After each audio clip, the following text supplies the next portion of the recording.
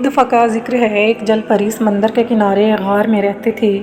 شام کے وقت جب مچھیرے اپنی کشتیوں میں بیٹھ کر مچھلیاں پکڑنے آتے تو جل پری کشتی کے ساتھ ساتھ تیرا کرتی اور ان کی باتیں سنا کرتی تھی۔ مچھیرے مزے مزے سے اپنے خوبصورت گاؤں، ہرے بھرے کھیتوں اور رنگ برنگ کے پھولوں کا ذکر چھیڑتے اور یہ جل پری بڑے شوق سے ان کی باتیں سنتی اور حیران ہوتی۔ آخر اس کے دل میں یہ سب خوبصورت چیزیں دیکھنے کا شوق پیدا ہو گیا۔ ایک دن جل پری نے اپنے دل میں اس دریا میں تیرنے کا ارادہ کیا جو ان مچھیروں کے گاؤں کے ساتھ ساتھ بہتا ہوا سمندر میں گرتا تھا۔ ایک رات جب چاند نے سمندر کو اپنی کرنوں کا نورانی لباس پہنا دیا تو جل پری اس دریا کی طرف چل کھڑی ہوئی۔ دریا کا میٹھا پانی اسے بہت عجیب معلوم ہوا، مگر جل پری خوشی سے دریا میں تیرتی رہی اور ہرے بھرے گھاس کے میدانوں کے پاس سے گزر گئی جہاں گائیں اور بھینسیں گھاس چر رہی تھیں۔ انہیں دیکھ کر وہ ڈر گئی اور پانی چمکدار دم جلد ہلاتی ہوئی تیزی سے تیرنے لگی۔ جب ستارے چھٹک گئے، صبح کی ٹھنڈی ٹھنڈی ہوائیں چلنے لگیں، آسمان پر مشرق کی طرف سے ایک زرد سی روشنی نمودار ہوئی تو جل پری اپنے دل میں ڈری کہ کہیں مجھے کوئی دیکھ نہ لے۔ اس خیال کے آتے ہی اس نے اپنا رخ بدل دیا اور نہایت تیزی سے ہاتھ اور دم مارتی ہوئی اپنے گھر کی طرف لوٹنے لگی۔ عین اس موقع پر ایک نوجوان چرواہا اپنی بھیڑوں کو پانی پلانے کے لیے دریا کی طرف چلا آ رہا تھا۔ اس کی نظر جل پری کے چاندی جیسے جسم پر پڑ گئی۔ اس نے جل پری کو آواز دی۔ جل پری نے پلٹ کر اس کی طرف دیکھا۔ وہ اس بلا کی حسین تھی کہ اسے دیکھ کر چرواہے کو اپنے آپ کی کچھ سدھ بدھ نہ رہی۔ وہ حیرت زدہ جوں کا توں کھڑا رہا اور اس کے منہ سے ایک لفظ تک نہ نکلا۔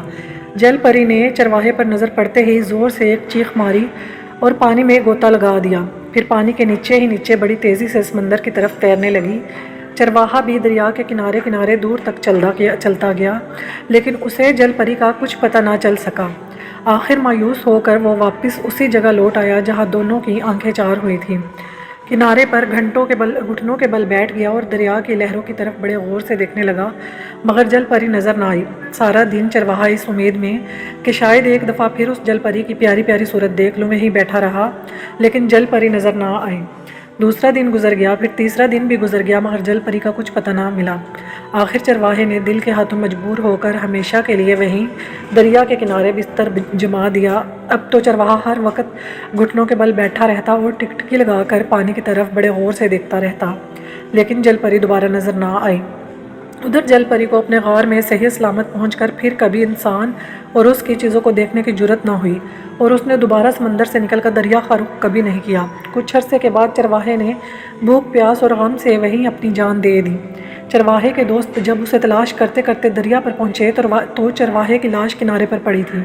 لاش اس قابل نہ تھی کہ اسے شہر لے جا کر دفن کیا جاتا، چنانچہ اس کے سب دوستوں نے یہ فیصلہ کیا کہ اسے یہیں دریا کے کنارے پر ہی دفن کر دیا جائے۔ دوسرے سال اس کی قبر سے ایک ننھی منھی کونپل پھوٹی اور جب کئی سال گزر گئے تو وہ کونپل بڑھتے بڑھتے ایک بہت بڑا اور گھنا درخت بن گیا۔ خدا کی شان، یہ درخت بھی چرواہے کی طرح پانی پر جھکا ہوا تھا جیسے وہ کسی کی تلاش میں پانی میں جھانک رہا ہے، اور جب شام کی ہوا اس کے پتوں میں سے گزرتی تو ایسی آواز پیدا ہوتی جیسے کوئی آہیں بھر رہا ہو۔ لوگوں میں یہ درخت اب تک رونے والا درخت کے نام سے مشہور ہے۔